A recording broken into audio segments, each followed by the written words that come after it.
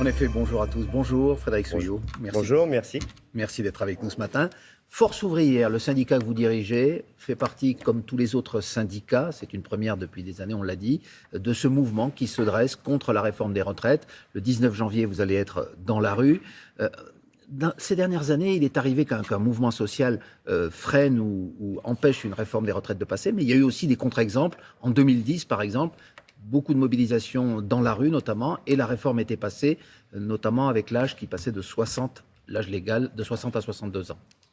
Alors, Qu'est-ce qui va changer cette fois-ci, selon vous? Cette fois-ci, nous y sommes tous, et tous sur la même ligne. En 2010, on y était tous, mais certains demandaient le retrait dans mon organisation syndicale, et d'autres voulaient négocier pénibilité, carrière longue. On voit que 12 ans plus tard, pénibilité et carrière longue, c'est toujours pas mis en place, et il faudrait une nouvelle réforme pour y arriver. Soit dit, ce que dit le gouvernement. C'est ce qui fait partie de la nouvelle réforme. Justement, la pénibilité, les carrières longues, on va y venir, c'est un aspect du texte présenté par Elisabeth Borne. Oui, c'est certainement un aspect du texte d'Elisabeth Borne, mais c'est cette même majorité présidentielle qui avait retiré les critères de pénibilité dans le quinquennat précédent. Sur la stratégie, est-ce que vous pensez qu'il faut aller vers un mouvement, non seulement de manifestation, mais de grève, voire de grève générale reconductible, comme certains le souhaitent d'ores et déjà? Alors, c'est un mouvement de grève et de manifestation qui débute dès le 19 janvier. C'est ce que nous avons écrit dans notre communiqué commun. Il ne manque aucune organisation syndicale. Et c'est le 7e communiqué depuis le 13 juillet. On en a fait un sur le pouvoir d'achat, un sur l'assurance chômage, et après sur les retraites. Manifestation et grève, c'est ça la question. C'est grève et manifestation. Voilà. La mobilisation, elle est dans ce sens-là. Mais vous souhaitez quoi? Qu'il y ait des grèves dans tous les secteurs qui sont concernés, c'est-à-dire donc toutes les entreprises françaises ce jour-là, à partir de ce jour-là? Oui. Hier, j'avais une instance confédérale. On a fait un communiqué. Grève et mobilisation.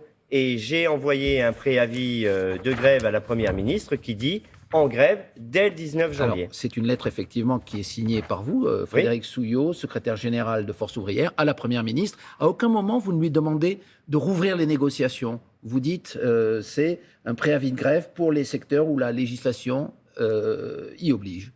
Donc, la porte est définitivement fermée pour vous, si le texte reste en l'état. Écoutez, à la rentrée, elle a vu toutes les organisations syndicales la première semaine de janvier. Et on lui a tous dit, s'il y a recul de l'âge de départ ou allongement de la durée de cotisation, il y aura mouvement. Donc, là, le projet, on l'a vu, on a eu le texte, ce qui est déposé officiellement au Conseil d'État et tout cela. Eh bien, il y a allongement de la durée de cotisation et recul de l'âge de départ. En fait, on prend tous 2 ans ferme. Tout le monde prend 2 ans ferme. Vous comparez 2 ans ferme, c'est-à-dire vous comparez cela à une peine de prison. Pour vous, travailler, c'est comme la prison, 2 ans ferme. Eh bien, c'est pas comme la prison, mais tout le monde prend une peine de 2 ans. Peine. Tout le monde va devoir... Aujourd'hui, 50% de ceux qui liquident leur retraite ne sont plus en emploi. Que fait-on pour cela?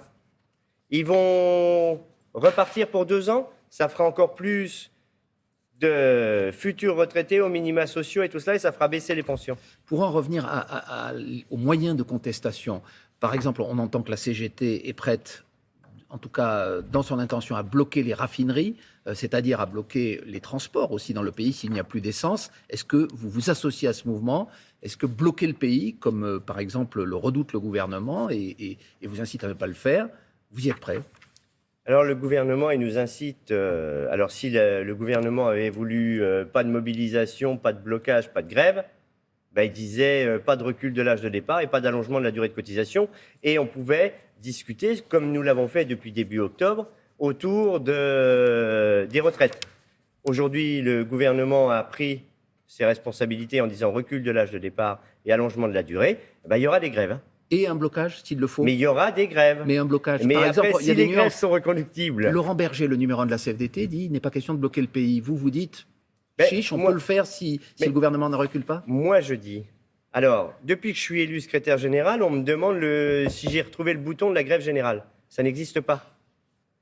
La grève, elle se décide dans les entreprises ou dans les administrations. S'ils décident de reconduire leur mouvement de grève et de tenir, ce sera les grévistes qui le décideront. Mais vous les approuverez, vous serez Ah derrière ben, eux. moi, j'appelle à la grève et à la manifestation. Vous approuvez aussi la stratégie des partis politiques qui vont tenter, pour leur part, au Parlement, de freiner ou de bloquer ce texte. Par exemple, la France Insoumise qui annonce qu'il y aura 1000 amendements par député, ça fera des milliers, des dizaines de milliers d'amendements.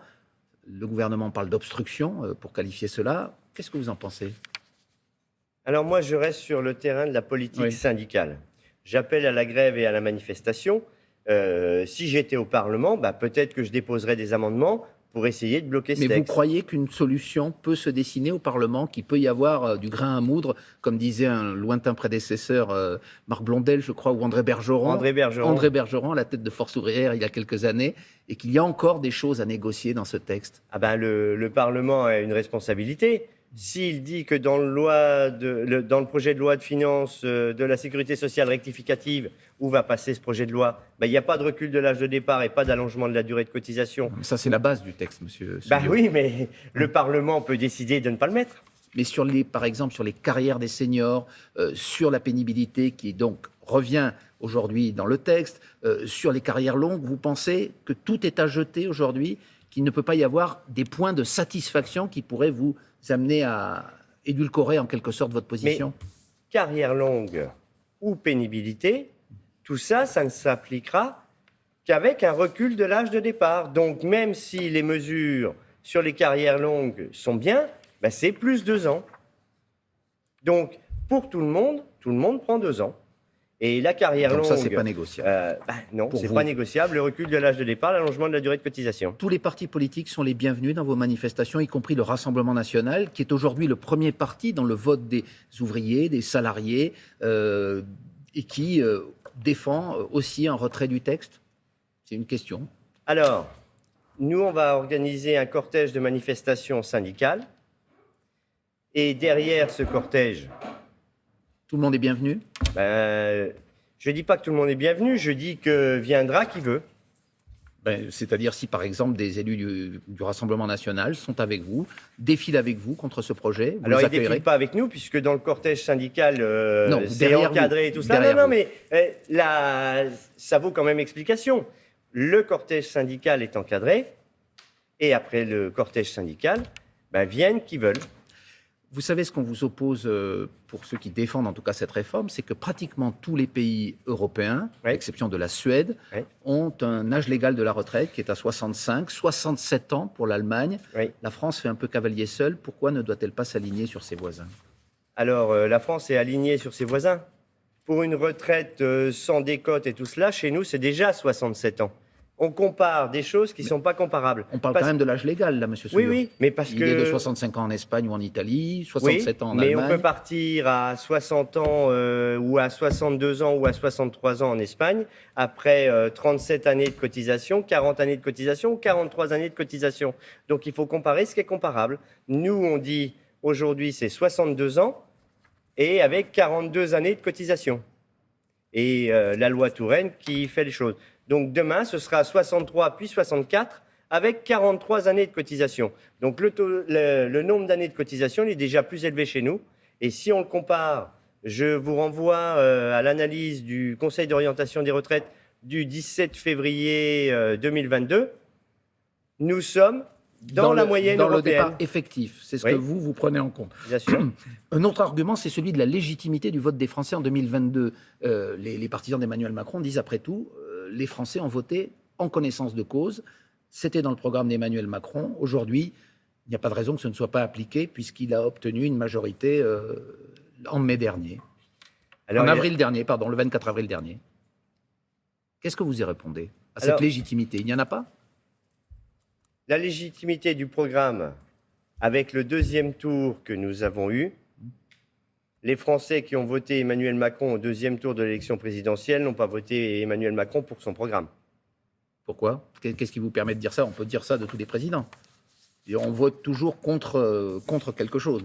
Est-ce qu'il n'y a pas néanmoins, c'est quand même une question importante, une légalité aujourd'hui, une majorité au Parlement si la droite vote avec les macronistes pour ce projet ?